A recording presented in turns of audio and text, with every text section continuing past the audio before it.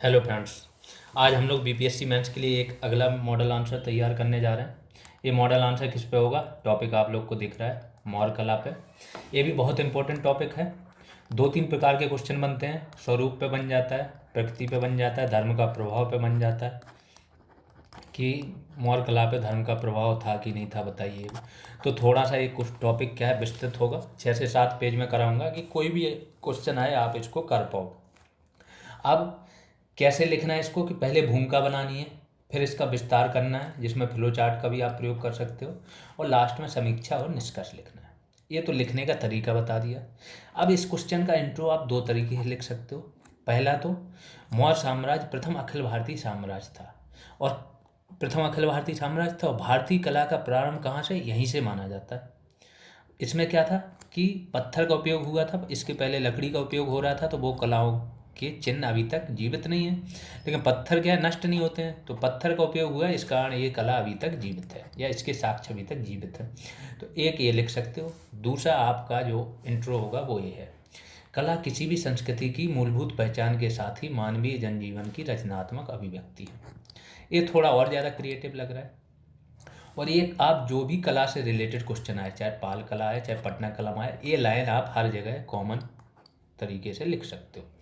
इस दृष्टिकोण से मौर्य कला का भारतीय कला के इतिहास में एक युग विभाजक महत्व है। युग विभाजक का मतलब क्या होता है कि इसके पहले की कला और इस समय की कला में एक अंतर आपको स्पष्ट रूप से बहुत ज़्यादा अंतर दिखेगा। तो इसको बोलते हैं युग विभाजक, कि एक विभाजन इसने पैदा कर दिया कि एक नए युग की शुरुआत होगी।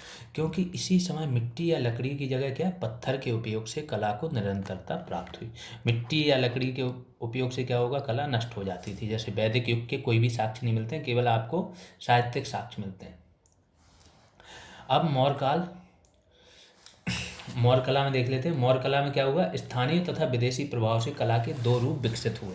तो मौर्य कला में मेनली समझ लो, एक राजकीय कला, दूसरा लोक कला। राजकीय कला में क्या है, जिसको जो राज परिवार था, राजा था, राज परिवार था, इनका संरक्षण मिला हुआ था। और लोक कला क्या थी, सामान्य लोगों ने अपने आप से खुद की उससे बनाई थी।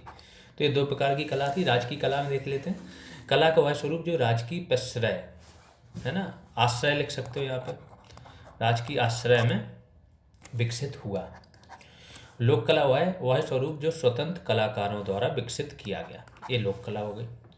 विशेषताएं देख लो स्थापत्य कला की। स्थापत्य कला में क्या होगा, राजप्रसाद बनेंगे, आपके स्तंभ बनेंगे, स्तूप बनेंगे, और गुफा विहार बनेंगे, गुहा विहार जिसको बोलते हैं। तो इस प्रकार से स्थापत्य कला हो गई। मूर्ति कला में क्या है, स्तंभ के ऊपर जो आपकी पशु आकृति हैं, या स्वतंत्र कलाकारों जैसे परखम के यक्ष, दीदारगंज की यक्षिणी है ना, और नालंदा कुकरीहार, बहुत जगह से मिले। अभी आगे चल के उन सब पे बात करेंगे। ये तो मैंने एक फ्लो चार्ट आपको दे दी है। अब देख लेते हैं राजप्रसाद। ये आपका चंद्रगुप्त का राजप्रसाद है। कहाँ से मिला है, पटना के कुम्हरार गांव से मिला है। इसके बारे में क्या, मेगास्थनीज तथा एरियन ने इसका वर्णन किया है। फायान ने इसको क्या बोला है, देवों द्वारा निर्मित। क्या था इसके बारे में, 80 बलुआ पत्थर जो होते हैं इनके स्तंभों पे निर्मित था। और लकड़ी, इसकी फर्श क्या थी, फर्श तथा छत दोनों लकड़ी के बने हुए थे। तो इस प्रकार से पटना के कुम्हरार गांव में ये स्थित था। तो ये तो मैंने माइंड में बनाने के लिए कि इसकी अवस्थिति लिखो और उल्लेख लिखो, संरचनात्मक विशेषताएं लिखो। मैंने आपको राजप्रसाद क्या है कि यह राजकीय कला का उत्कृष्ट उदाहरण है, जिसका वर्णन किसने किया, इन्होंने और इन्होंने। फायान ने भी इसको बोला है। फिर किससे निर्मित हुआ और कहाँ मिला, इसका उल्लेख एरियन ने भी किया। एरियन करके एक इतिहासकार थे, उन्होंने क्या बोला, सूसा और इकबरना में जो राजप्रसाद स्थित थे उनसे भी इसको भव्य बनाया। जबकि राजप्रसादों का बोला जाता है कि सूसा जो ईरान में होते हैं, सूसा और इकबरना, वहाँ से इसकी शुरुआत हुई राजप्रसादों की। पतंजलि ने भी इसकी प्रशंसा की। देखो कितने आपको तथ्य दे दिए। आपका मॉडल आंसर इतना बेस्ट बन जाएगा कि किसी का होगा ही नहीं। अब संरचनात्मक विशेषताएं देख लेते हैं। वही चीज़ रिपीट हो रही फिर से। 80 स्तंभों वाला सभा भवन, फर्श एवं छत लकड़ी के। पाटलिपुत्र नगर का वर्णन मेगास्थनीज ने किया है। मेगास्थनीज ने इंडिका में पाटलिपुत्र नगर की विशालता का वर्णन किया है। क्या है कि चारों तरफ एक प्राचीर दीवार से घिरा हुआ है, बीच बीच में तीर चलाने हेतु खाली स्थान है। प्राचीर के चारों ओर 60 फीट गहरी और 600 फीट चौड़ी खाई है। नगर में प्रवेश हेतु 64 प्रवेश द्वार हैं। तो ये पाटलिपुत्र नगर की बात होगी। तो एक तो राजप्रसाद हो गया, दूसरा क्या हो गया, नगर हो गया, पटना नगर जो पाटलिपुत्र नगर है। अब अशोक के स्तंभ हो जाएंगे, स्तूप, चैत्य विहार, ये सारी चीज़ें आ जाएंगी। तो अब स्तंभ पे आ जाते हैं। मौर्यकालीन स्थापत्य कला के सर्वोत्कृष्ट उदाहरण कौन कौन से हैं? अशोक स्तंभ है। अशोक ने क्या किया था, इनका निर्माण क्यों कराया था? धम्म के प्रसार के लिए इनका निर्माण कराया था और भारत के विभिन्न भागों में इनको स्थापित किया था। जिन लोगों ने नहीं देखा वो अशोक का धम्म, अशोक का धम्म, इस पे एक मॉडल आंसर पड़ा हुआ है। अशोक के सारे स्तूपों का वर्णन किया गया कि कहाँ कहाँ अशोक ने स्तूप बनाया। अशोक के सारे स्तंभों का वर्णन किया गया, उस पर भी आंसर पड़ा। तो वो जाके प्ले लिस्ट में जाके ये सारी चीज़ें देख सकते हैं, बहुत डिटेल में आपको जानकारी मिल जाएगी। अब ये क्या करेगा, दो प्रकार के हैं स्तंभ जो है ना, दो प्रकार के हैं, एक लिपिबद्ध और दूसरा सादा। लिपिबद्ध क्या है, इन पे कुछ ना कुछ लिखा गया है। दूसरे सादा। सादा कहाँ से मिले हैं? बसाड़ और रामपुरवा। रामपुरवा जो आपका है वहाँ से, ये पश्चिमी चंपारण में पड़ता है, नटवा बैल है इसके ऊपर। पशु आकृतियाँ सबसे ऊपर होती थी और यहाँ पे भी एक बना होता था नीचे, सबसे नीचे भी कुछ आकृतियाँ बना देते थे। इसको क्या बोला, ये चित्र बना दिया मैंने। स्तंभ यष्टि बोलते थे या तना, ठीक है। ये अबांगमुखी कमल है, उल्टा कमल। ये मेखला है आपकी, है ना। इसको कंठ बोलते थे। फिर यहाँ पे एक चौकी या फलक होती थी, उस चौकी के ऊपर पशु आकृति होती थी। तो इस प्रकार से चित्र बना सकते हो। संरचनात्मक विशेषताएं देख लो। एकास्मक पत्थर द्वारा निर्मित। तो ईरान से इसकी तुलना होती है मेनली। तो ईरान से तुलना होती है, तो ईरान में क्या है, पत्थर के टुकड़े कई जोड़ के बनाए गए, लेकिन ये सिंगल पत्थर होता था, 50 टन से ज़्यादा तक भारी भी हो सकता था, उसी पर निर्मित था। अधिकांश लाल और बलुआ पत्थरों का उपयोग हुआ है। कहाँ से? चुनार की खान, चुनार की खान से पत्थर आए हैं मिर्ज़ापुर में। गोलाकार स्तंभ है। स्तंभों की लंबाई 20 से 25 फीट तथा वजन 50 टन तक होता है। तो 20 से 25 नहीं, 20 से 50 फीट तक इसकी लंबाई होती है। और स्तंभों में क्या, चमकदार पॉलिश का प्रयोग किया गया है। तो एक पॉलिश की वजह से इसको बोला जाता था कि ईरान की कॉपी है, ये ईरानी प्रभाव है। प्रभाव तो मान सकते हैं, कॉपी तो बिल्कुल नहीं, ठीक है। तो क्योंकि ईरान में ऐसी पॉलिश का प्रयोग किया जाता था कि पॉलिश से लगता था कि ये लकड़ी, ये पत्थर नहीं है, ये धातु है, ऐसी पॉलिश। अब स्तंभों की संरचना, तना या स्तंभ यष्टि, इसकी चौड़ाई ऊपर की ओर क्या कम होती जाती थी और शीर्ष पे पशु आकृतियाँ थी। स्तूप देख लेते हैं।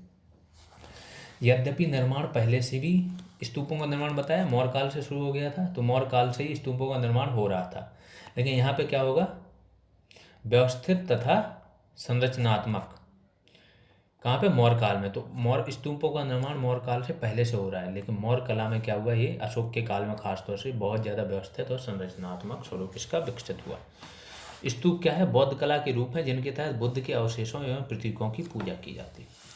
बुद्ध के अवशेषों की पूजा की जाती थी और प्रतीकों की। बाद में क्या हुआ, मूर्ति परंपरा भी आ गई, बौद्ध धर्म में भी महायान आ गया, वज्रयान आ गया, कालचक्रायन आ गया। तो फिर ये लोग भी पूरा हिंदू धर्म जैसे हो गए, लेकिन स्टार्टिंग में क्या होता था, प्रतीकों की पूजा। बौद्ध ग्रंथों के अनुसार अशोक ने 84,000 स्तूपों का निर्माण कराया। फिर एक भाई साहब आएंगे पुष्यमित्र शुंग, ये क्या करेंगे, ये सारे 84,000 नष्ट भी करा देंगे। फिर दया आ जाएगी तो सांची और भरहुत, दो स्तूप होते हैं, इनका ये पुनर्निर्माण कराएंगे। ईंट से बने होते हैं, इनको पत्थरों का बनवाएंगे। तो ये कहानी है, आगे देख लेते हैं। प्रमुख स्तूपों में क्या है, सांची, भरहुत, राजगृह के स्तूप हैं। स्तूपों की संरचना कैसी होती थी, इसके पिछले वाले मॉडल आंसर में मैंने पाल कला में बताई है, यहाँ भी देख लो। तोरण होता था, यहाँ पे आपका ऐसे करके एक गेट बना होता था स्तूप के अंदर घुसने, गेट को बोलते थे तोरण। मंदिरों में भी होता है, तो ये तोरण हो गया। ये जो होता था चबूतरा जिस पे बना होता था उसको बोलते थे मेधी, इसको बोलते थे अंड, आधा अंडे जैसी संरचना, ये अंड हो गया। हर्मिका, ये पवित्र वस्तुएं यहाँ पे रखी होती थी हर्मिका में। ये आपका छत होता था, ये यष्टि, ये लकड़ी सी जो खंबा सा। छत्र क्या, किसका? श्रद्धा, सम्मान, उदारता का प्रतीक होता था। तो तोरण हो गया। इसके चारों ओर ना ये वाली वेदिका होती थी। तोरण तो केवल गेट हो गया, चाहे वेदिका, वेदिका पे जातक कथाएं भी लिखते थे। जातक कथाएं मतलब बुद्ध के पूर्व जन्म की कथाएं। तो इस प्रकार से स्तूप की पूरी संरचना हो गई। ये सारे देख लो। वेदिका क्या बोलता था, पुष्यमित्र शुंग द्वारा पत्थरों से बनवाया गया। कहाँ पे बनवाया गया होगा? सांची और भरहुत में। प्रदक्षिणा पथ भी होता था जिस पे आदमी परिक्रमा करता था। मेधी होता था चबूतरा जिस पे अर्धचंद्राकार गुंबद स्थित होता था। अंड क्या होता था? अर्धचंद्राकार गुंबद हार्मिका बता ही दिया। अब बिहार, स्तूप हो गया, बिहार हो गया, चैत्य, 3 चीज़ें हो गई। तो बिहार देख लेते हैं, बौद्ध भिक्षुओं के निवास के लिए। बिहार मतलब एक रहने का स्थान जहाँ भिक्षु रहते हैं। इनको क्या चट्टानों से काट के बनाया गया था, गुफा बिहार भी बोलते हैं। अशोक था, उसका पौत्र था दशरथ। इन दोनों ने बिहार के गया में 2 पहाड़ी थी, बराबर और नागार्जुनी। इन दोनों पहाड़ियों को काट के गुफा बनवाई थी और आजीवक संप्रदाय को क्या दान में दे दी थी। कुछ है लोमस ऋषि की है, सुदामा गुफा है, कर्ण चौपड़ गुफा है, तो उन्हीं की बात होगी, आगे देख लो। बराबर की पहाड़ियों पे अशोक द्वारा निर्मित सुदामा और कर्ण चौपड़ गुफा विहार प्रमुख, ये दोनों गुफा विहार बनवाए गए हैं जिनको जो प्रमुख रूप से हैं। आजीवक संप्रदायों को क्या ये दान में। और नागार्जुनी जो पहाड़ी थी वहाँ पे क्या था, पहाड़ियों पे स्थित ये गुफा थी, दोनों गया में स्थित है ना। तो अशोक के पौत्र दशरथ ने इसका निर्माण कराया था और इन्होंने भी आजीवकों को दान में दे दी गई थी। इनके नाम लिख लो, गोपी, लोमस ऋषि, बर्दिका गुफा। तो आपका आंसर बहुत विस्तृत और बहुत ही ज़्यादा वर्सेटाइल होता जा रहा है, ठीक है। अब इसकी संरचनात्मक विशेषता, ये मैंने इसलिए, आप अपने हिसाब से जितना लिखाया जाए उतना कम भी कर सकते हो इसके शब्द। ये तो मैंने सब कुछ दे दिया है कि आपका कहीं से छूटे ना, कि एक डायरेक्शन में पूछ लिया कि इसका प्रभाव बताओ, केवल स्तूपों की विशेषता बताओ, तो आप लिख तो पाओ। तो 2 कमरा होते थे, कमरे चतुर्भुजाकार होते थे, बेलनाकार छत होता था, दीवारों व छतों पे चमकदार पॉलिश का प्रयोग होता था और द्वार इनके लकड़ी के होते थे। ये स्तूपों की, ये बिहारों की संरचनात्मक विशेषताएं हैं जहाँ लोग रहते थे। अब मूर्तिकला पे आ जाते हैं। स्तंभ के ऊपर पशु आकृति, मूर्तिकला के सीधे उदाहरण आ गए कि जो स्तंभ होते थे उनके ऊपर पशु आकृतियाँ होती थी, बहुत उत्कृष्ट प्रकार की होती थी, उत्कृष्ट। अब इसका बेस्ट उदाहरण बता देता हूँ, अशोक चिन्ह। अशोक चिन्ह क्या है, वही तो है अशोक। अभी संसद भवन नया जो बना है उसके ऊपर भी अशोक चिन्ह लगाया था, शेरों की जो मूर्ति होती थी, ठीक है। तो वो वहीं यहीं से लिया गया, जो स्तंभों के ऊपर पशु आकृति होती थी। राज की कला का ये रूप था। पशु आकृतियाँ स्तंभों की संरचना का सर्वोत्कृष्ट उदाहरण हैं। इसमें कौन कौन सी आकृतियाँ होती थी, शेर की होती थी, वृषभ बैल की होती थी, रामपुरवा में जो है नटवा बैल है, ठीक है, और हाथी की मूर्ति होती थी। तो लौरिया नंदनगढ़ में क्या है, सिंह है। ये कहाँ पड़ता है, पश्चिमी चंपारण। लौरिया अरराज, यहाँ पे क्या है, बैल है, और रामपुरवा में बैल है। तो ये पूर्वी चंपारण में है, ये पश्चिमी में है, और ये भी पश्चिमी में। इस प्रकार से याद रखना,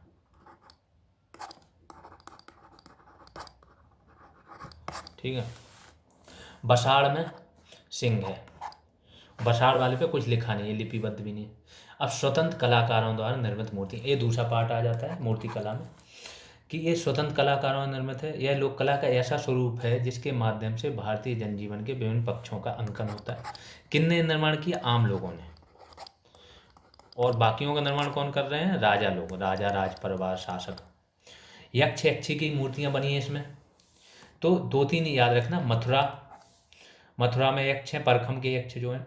तो पहले स्थान देख लो, मथुरा, पाटलिपुत्र, विदिशा, कलिंग, शूरपारक, यहाँ तक ये पाई जाती थी यक्ष यक्षी की मूर्ति। ये समझ लो 2 से 3 बुकों का आपको सार दे रहे हैं, बहुत जगह से ये निकाला गया, तब ये मॉडल आंसर तैयार किया गया।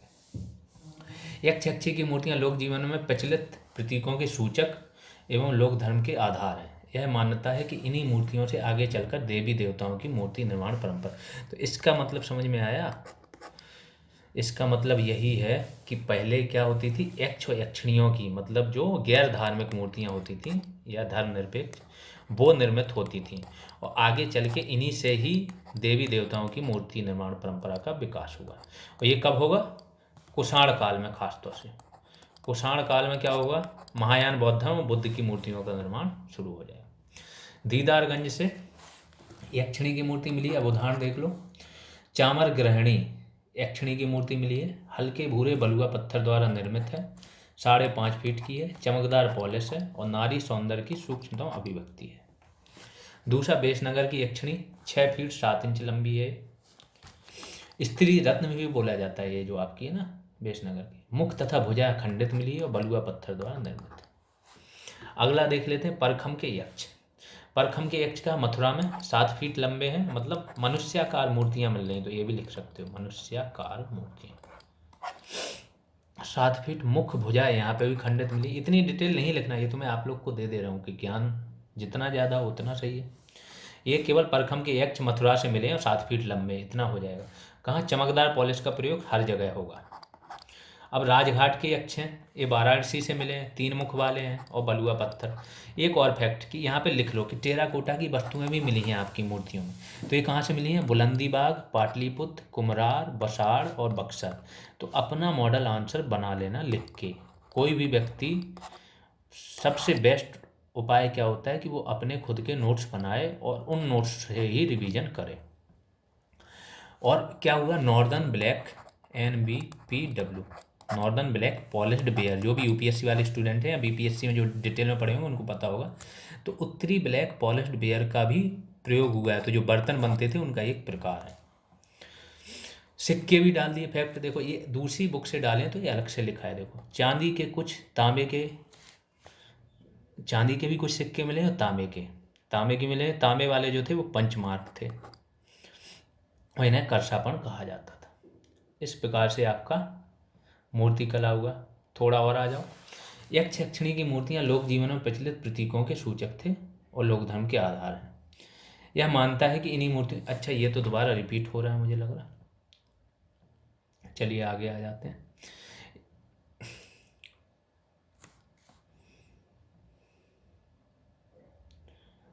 अब ये वाली जो है आपकी तुलना की गई, यहाँ पे आपका समाप्त हो गया। देखो आपके क्या हो गए? स्थापत्य कला और मूर्ति कला दोनों आपकी समाप्त हो चुकी है। वो वाला पेज दोबारा लगा दिया PDF बनाने वालों ने, तो उसको भूल जाओ। अगला देख लो कि इसका ना ईरानी बोला जाता है कि ईरानी कला से इसका निर्माण हुआ, तो उसी के पक्ष विपक्ष में तर्क दे दिएगा। ठीक है, तो पहला ये बोला है कि राजप्रसादों का निर्माण कहाँ? ईरान में हुआ और ऐसे ही यहाँ पे हुआ। तो ये क्या बोला कि यहाँ के राजप्रसादों में भी बड़े बड़े, ये पक्ष में तर्क हैं, बड़े बड़े स्तंभ और सभा भवन होते थे, जैसा कि हम पाटलिपुत्र के राजप्रसाद में भी देखते हैं। दूसरा, कुछ कलाविद जैसे जॉन मार्शल और पर्सी ब्राउन क्या बोलते हैं कि मौर्य कला पे ईरानी कला की देन को बताते हैं कि मौर्य कला जो है वो ईरानी कला की देन है, क्योंकि राजप्रसाद एक जैसे। इसके बाद पॉलिश जो है वो एक जैसी, स्तंभ जो बने हैं उन पे उल्टा कमल है वो एक जैसा है। तो ये सारी चीज़ों को लगा के बोलते हैं कि ये ईरानी कला की देन है। लेकिन अब विपक्ष में तर्क देख लो कि स्तंभ जो है, ईरानी स्तंभ जो ना भवनों के अंदर बनाए गए, ये क्या है? खुले मैदान में है। ये क्या? पत्थर के कई टुकड़ों को जोड़ के बनाए गए, ये केवल एक ही पत्थर है, चट्टान को काट के बनाए गए। स्तंभों के ऊपर यहाँ पे मानव आकृति, यहाँ पे पशु आकृति है, और तना पे क्या है? बेल लता फूल है, यहाँ तना सपाट है। तो इस प्रकार से आप लिख सकते हो कि नहीं, थोड़ा बहुत प्रभाव तो मान सकते हैं, लेकिन पूरा इसी से ही इसका निर्माण हुआ है ऐसा नहीं कहा जा सकता है। तो यह कहना उचित नहीं है। और यहाँ पे आपका आंसर क्या हुआ? कंप्लीट। आंसर कंप्लीट हो गया। ठीक है, आपको ना जितने भी, अब आपकी क्या मौर्य कला होगी, पाल कला होगी, पटना कला हो गई। कला पे 3 प्रकार के क्वेश्चन बनते हैं, ये तीनों आपके कंप्लीट हो चुके हैं। कला का आपका कुछ भी नहीं छूटेगा। इसी प्रकार से GS 1 पे हम कम से कम 15 से 18 मॉडल आंसर दे देंगे, उससे एक भी बाहर नहीं आएगा। बाहर तो भूल जाओ, 6 क्वेश्चन आते हैं, 3 लिखने होते हैं, 6 के 6 यहीं से आ जाएंगे। तो 3 लिखना भी आपका वो होगा कि कौन से आपको लिखने हैं। ठीक है। दूसरा GS 2 से जो पॉलिटी का पार्ट है, पॉलिटी का पार्ट्स पे भी आपको मॉडल आंसर दे दिया जाएगा। जितने भी स्टैटिक बनते हैं कम से कम 15 से 20। और जो बिहार का स्टैटिक करंट है, स्टैटिक करंट कि उद्योगों की अवस्थिति, बाढ़, ये वो भी सारा दे देंगे आपके। ऑलमोस्ट ना यहाँ से पूरी मेंस की तैयारी हो जाएगी। जो लोग भी जुड़े हुए हैं, आगे पूरी तैयारी करना चाहते हैं, वो चैनल को सब्सक्राइब कर लें, है ना। और जो जो PDF पढ़ चुके हैं, ऑलरेडी वीडियो पढ़े हैं, वीडियो लेक्चर्स भी पढ़े हैं, तो पॉलिटी के जैसे पढ़ चुके हैं, वो जाके देख लो। पॉलिटी आपकी एक एक अनुच्छेद आपका क्लियर हो जाएगा। अभी के लिए इतना ही, धन्यवाद।